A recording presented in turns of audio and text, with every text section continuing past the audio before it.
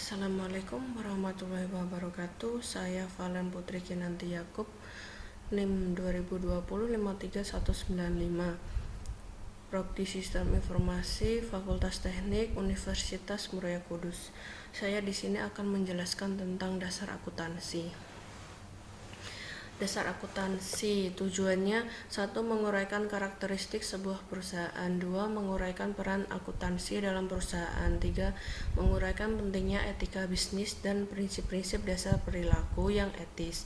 4. Menguraikan profesi akuntansi. 5. Mengikhtisarkan perkembangan prinsip-prinsip akuntansi dan mengaitkannya dengan praktik akuntansi. 6. Membuat persamaan akuntansi dan menjelaskan setiap unsur dalam persamaan tersebut. 7. Menjelaskan bagaimana transaksi bisnis dapat dinyatakan dalam perubahan-perubahan yang terjadi pada 3 unsur dasar persamaan akuntansi. 8. Menguraikan laporan keuangan perusahaan perseorangan dan menjelaskan bagaimana laporan-laporan tersebut saling berhubungan. 9. Menggunakan rasio kewajiban terhadap ekuitas pemilik untuk menganalisis kemampuan bertahan perusahaan dalam kondisi bisnis yang buruk. Jenis-jenis perusahaan: perusahaan manufaktur, perusahaan Honda, produknya mobil dan motor. Perusahaan Intel, produknya komputer. Perusahaan Boeing, produknya pesawat terbang. Perusahaan Nike, produknya sepatu dan pakaian olahraga. Perusahaan Coca-Cola, produknya minuman. Perusahaan Sony, produknya barang elektronik. Perusahaan dagang, perusahaan Carrefour, produknya barang kebutuhan sehari-hari. Perusahaan Kit Station, produknya mainan. Perusahaan Electronic City, produknya barang-barang elektronik. Perusahaan Lands End, produknya pakaian. Perusahaan Amazon.com, produknya buku, CD, dan produk-produk lainnya melalui internet. Jenis-jenis perusahaan: perusahaan jasa. 1. Disney, produknya hiburan. Garuda Indonesia, produknya transportasi. Marriott Hotel, produknya hotel. Citibank, keuangan dan perbankan. Telkomsel, produknya telekomunikasi. Jenis-jenis organisasi perusahaan: 1. Perusahaan perseorangan. 2. Persekutuan. 2. Korporasi atau perseroan terbatas atau PT. Perusahaan perseorangan.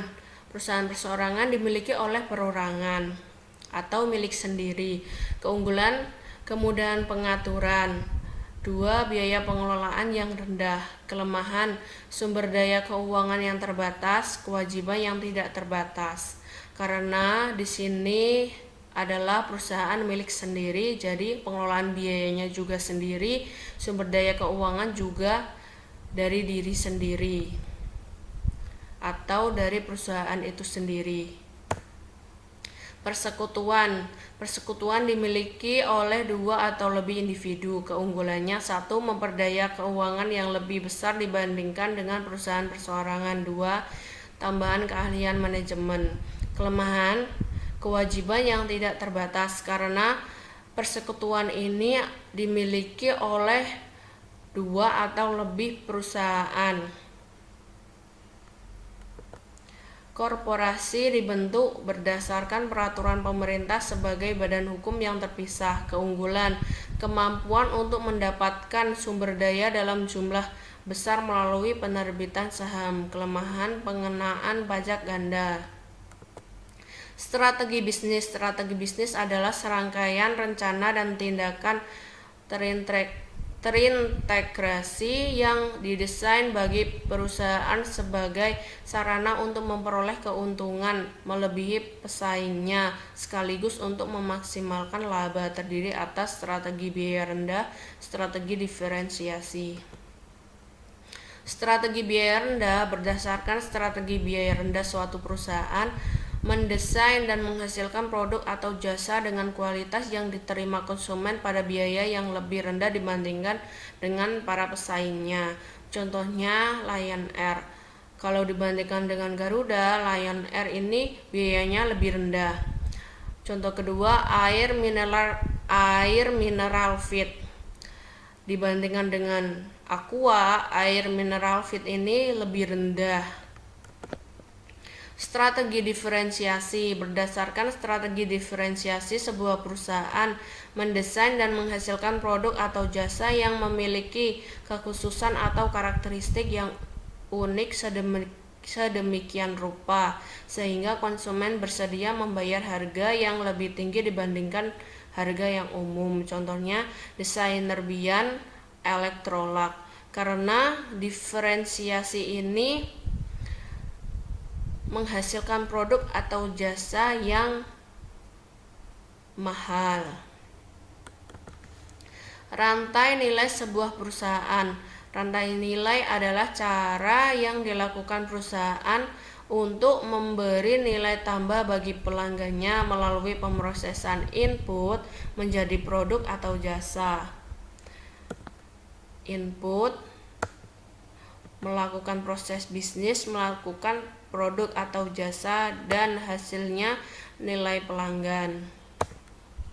Pihak-pihak yang berkepentingan. Pihak-pihak yang berkepentingan terhadap perusahaan adalah perorangan atau entitas yang mempunyai kepentingan. Entitas ini adalah kumpulan dalam penentuan kinerja perusahaan. Proses penyediaan informasi. 1. Mengidentifikasi pihak-pihak yang berkepentingan.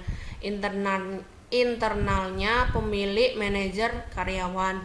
Eksternalnya pelanggan, kreditor, pemerintah. 2. Menilai kebutuhan informasi dari pihak-pihak yang berkepentingan. 3. Mendesain sistem informasi akuntansi untuk memenuhi kebutuhan pihak-pihak yang berkepentingan.